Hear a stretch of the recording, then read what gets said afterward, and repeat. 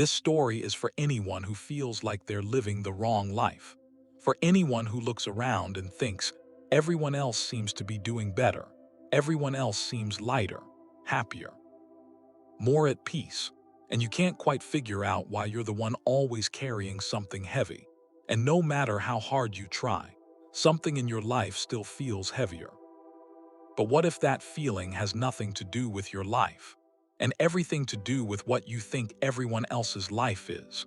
Once upon a time, there was a raven, and the raven was miserable. Not because of one bad day, not because something went wrong, but because every single day felt the same. He would land somewhere and people would chase him away. He would look for food and find nothing. He would sit quietly on a branch and watch the world move around him like he wasn't there, like he didn't matter. And after enough days like that, he started to believe it, that maybe this was just what his life was, that maybe he was the problem. One afternoon, heavy with that feeling, he landed on a branch of an old tree. Below him, a monk sat in silence, eyes closed, completely still. The kind of stillness that makes you want to stop and breathe. The raven sat there for a while, just watching, and then, without meaning to, a single tear fell from his eye. It landed softly on the monk's cheek.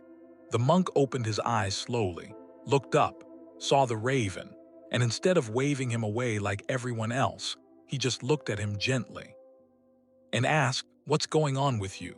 The raven didn't know what to do with that. No one had ever asked, so he just let it out. He said no one wanted him around, that everywhere he went, he was unwelcome, that he'd been alone for so long he wasn't sure anymore if he deserved anything different. And then, quietly, almost like a whisper, he said sometimes he wondered if it would just be easier to not be here at all. The monk didn't flinch, didn't rush to fix it. He just sat with those words for a moment, let them settle. And then he said something that didn't quite make sense at first. Happiness isn't somewhere else.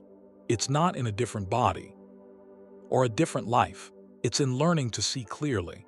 The raven didn't understand. So the monk offered him something. He said, "I can change you. I know a mantra. I can make you into any bird you want to be." And something shifted in the raven's eyes, a small flicker of hope. "Anything, anything," the raven thought for a moment. "Then make me a swan." But the monk raised his hand. "Before I do that, go find a swan. Ask it if it's happy. Then come back." So the raven flew. He found a swan on a still lake just as the light was fading. White feathers catching the last of the sun, moving through the water like it was the most natural thing in the world. The raven watched from the shore for a while, then landed nearby and said, "You must be the happiest bird alive." The swan turned to look at him and went quiet. It looked down at its own reflection in the water, then said slowly, "I look at this world and I see so much color, green and gold and deep red. And then I look at myself, just white, everywhere. Always it feels hollow, like I'm somehow less than everything around me." He paused. "If anyone is truly happy, it must be the parrot." The raven flew again. He found the parrot in a cluster of trees, bright as fire. Every color the swan had ever wanted, all in one bird. The raven said, "You must be living the perfect life." The parrot laughed. But there was nothing easy in it. Perfect. He looked around quickly, almost out of habit. "I can't land anywhere without watching for nets. Can't trust a hand that reaches toward me. Can't rest, not really. Every beautiful thing about me is exactly why I'm not safe." He shook his head. "If anyone is happy, it's the peacock. Everyone loves the peacock. No one is trying to trap a peacock." The raven searched for a long time. When he finally found the peacock, it was inside a zoo. People were everywhere, watching, pointing, pulling out their phones. The peacock spread its feathers slowly, deliberately. And the crowd went still. It was magnificent, genuinely magnificent. The raven waited. The visitors drifted away eventually, and then he flew down and landed near the peacock. "You have everything," he said. You must feel it, that fullness. That sense that your life is exactly what it's supposed to be. The peacock looked at him for a long moment, then said, "You see these feathers? People take them, pluck them right off, for decoration, for souvenirs.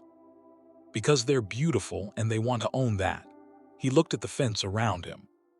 "I haven't chosen where I sleep in years. I haven't chosen anything. I am admired and completely trapped." He turned back to the raven. "You want to know who is actually free? Look at yourself." The raven didn't say anything. "You land where you want. You leave when you want. No one is hunting you to put you in a room. No one is pulling pieces of you off to keep. You wake up every morning with the one thing every bird in this zoo would give everything for, and you've been crying about it." The raven flew back slowly. Not in a rush, just moving through the air, thinking.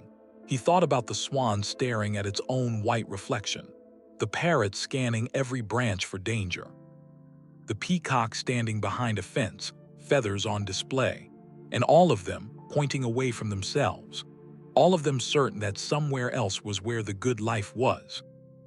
He landed in front of the monk and said quietly, "I don't want to be anything else." The monk nodded, like he already knew, like he'd been waiting for the raven to come back and say exactly that.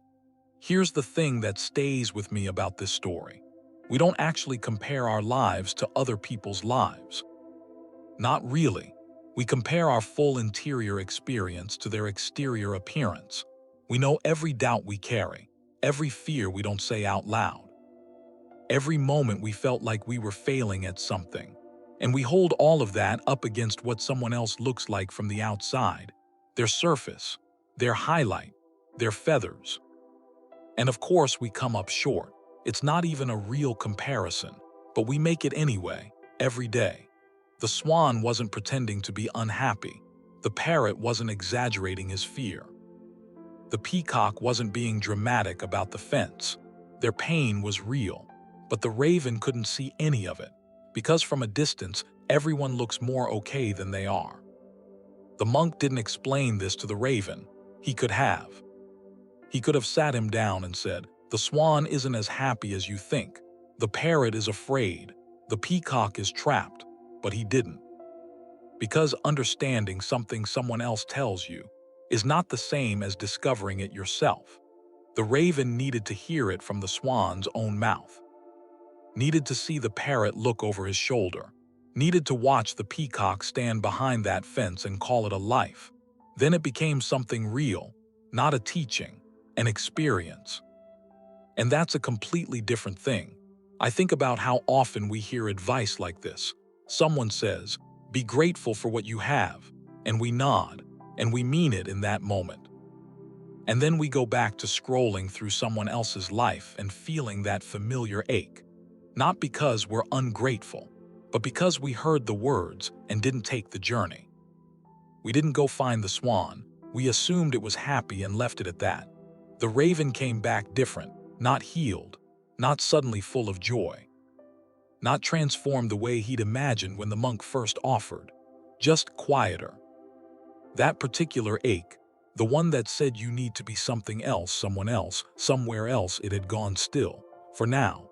Maybe that's how it actually happens, not a permanent shift, not an arrival at some final version of peace, just moments, moments where you see clearly, where what you already have looks like something, where the freedom you've always had finally registers. The raven will have hard days again. He'll land somewhere and get chased off. He'll feel unwanted. He'll sit on a branch and feel the weight of it all come back. But somewhere in him now is the memory of what the peacock said. And maybe, in one of those hard moments, it'll be enough to just remember that someone saw what you have and called it the thing they wanted most. If something in this reached you today, take a moment with it, not as a lesson, just as something to sit with. This is the kind of reflection we come back to here, quietly, one story at a time. If that's something you want more of, you know where to find it.